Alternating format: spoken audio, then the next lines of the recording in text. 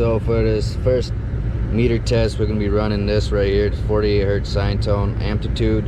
I don't know, this is probably not a 0 dB. This is a pretty harsh tone to run. There's definitely better ones you could use that are not even on YouTube, but this is what we're going with for today anyways. Let's go ahead and get that started.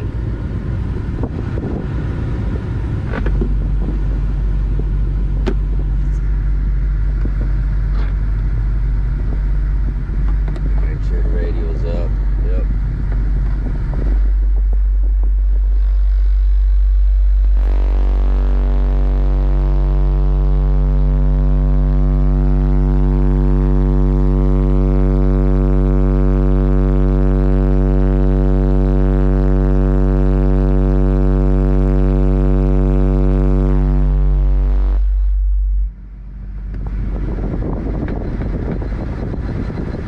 Alright guys, I forgot to set the peak on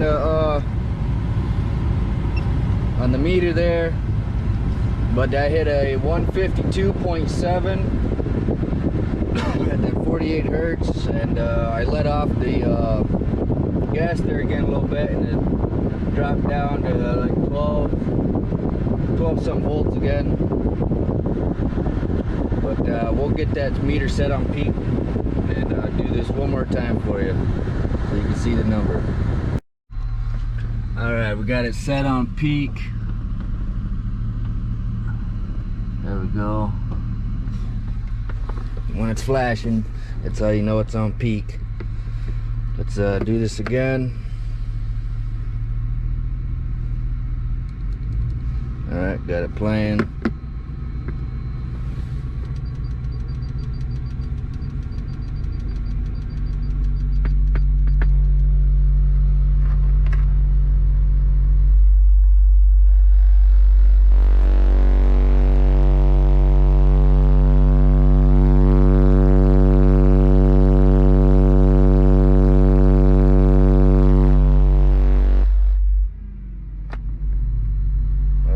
Got it there showing a 152.6. All right.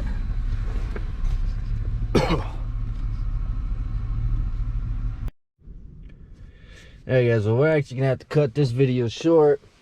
We had a little failure here on that test. It was probably the first test that I did where we had the failure, and then almost had another failure on the second test there, but we got it on camera for you guys, so we're gonna show you here. This is a 300 amp fuse from Sky High, and that bad boy is popped. So we popped the fuse there. I have more fuses, but they're at the house. And then here's the other 300 amp fuse. This fuse is done for as well. It didn't actually pop, but it is burnt up, if you can see that. So we're gonna go home, let this thing sit for a couple of days, and go and buy a fire extinguisher in case something like this happens again. If you guys never popped one of these Sky High 300 amp fuses, man, these things fucking stink when they go. I mean, I've popped 200 amp fuses, 150 amp fuses, and I've burned up 250 amp fuses before, and none of them smelt like this. That was the first time I've got a bad smell from popping a fuse, but this thing right here went all the way, so yeah. Once we get this new fuses in, and I think I'll wait to finish showing you guys those tests that I run, and yeah, you guys already know, but we'll be back soon. Thanks for watching. Alright, we got the fuses here. You see, these are both Sky High fuses, but the Both have a different structural integrity to them, which is not a big deal, but just wanted to get you guys a closer look at the popped fuse here. See if it'll focus. And this is the one that burnt. See the burntness there.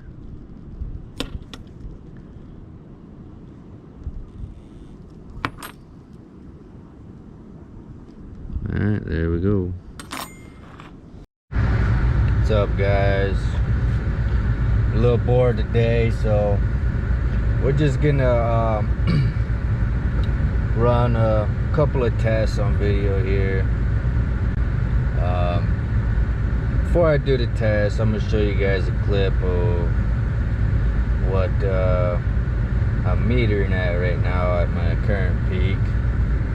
And again, I still haven't set the amplifier yet, so but yeah, and the tests I'm gonna run today are just tests that I normally do to allow myself to get to know my system better. And I'll have the meter up on these tests as well, but you don't need a meter to be able to do these tests yourself.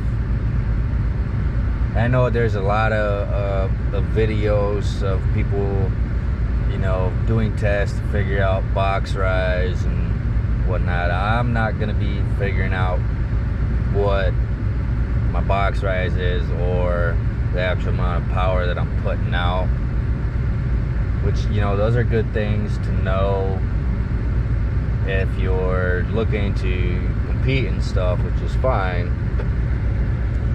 But a lot of the same principles can apply if you're just daily beating your system. You know, you're not competing, you're just using it to listen to music.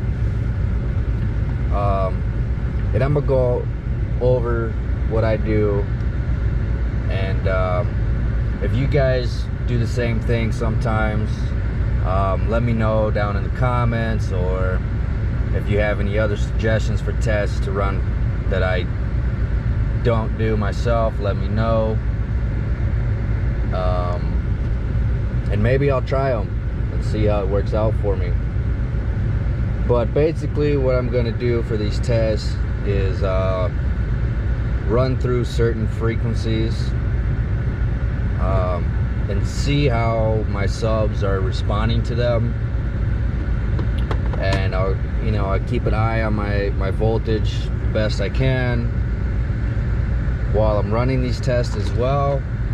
And I can use my bass knob. I'll slowly turn my bass knob up for these tests, and once I start to notice something that's not right, or if my voltage is dropping too low, or if my subs start bottoming out or something, I'll just turn the knob back down until it's not doing that anymore. And then I know on this song or this tone, I can turn my knob up this far without damaging anything.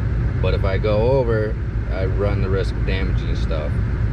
And I'll show you guys on camera as I do it and whatnot. So, but first, let me go ahead and get you guys a clip of what this thing's gonna meter right now at its peak. I believe my peak hasn't changed. All I did was change the amplifier. So my peak should still be 47, 48. So I'm gonna run a test tone at 48 hertz and see what it meters for you guys quick. And then as I'm doing these other tests, I will show you what it's doing on the meter as well. And that'll give you guys a little bit of a overall view of what I can do currently on certain types of music.